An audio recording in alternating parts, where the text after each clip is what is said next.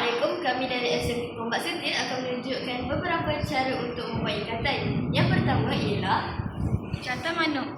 Cara untuk membuat ikatan manuk.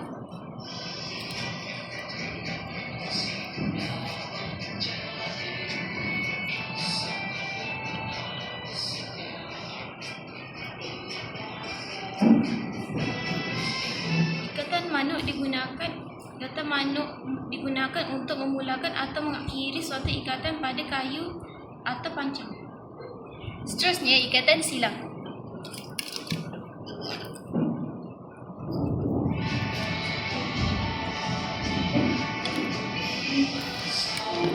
Kegunaan ikatan silang untuk mengikat dua batang kayu supaya kukuh untuk membina gadget perkhemahan.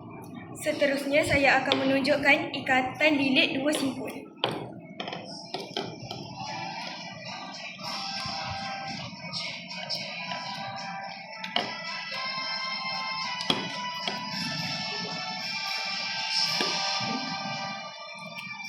Kegunaan ikatan lilit dua simpul ialah untuk mengikat tali pada sebatang kayu atau tiang supaya ikatan tidak mudah longgar dan kemas. Akhir sekali, saya akan menunjukkan cara untuk membuat ikatan lilit balak.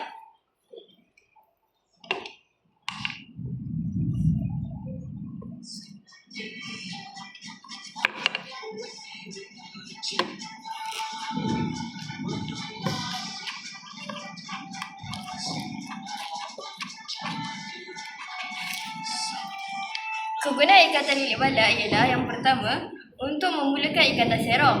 Yang kedua, untuk menarik balak ataupun kayu. Akhir sekali, untuk mengikat hujung tali pada tiang ataupun pokok. Sekian daripada kami. Terima kasih. Salam Melaka.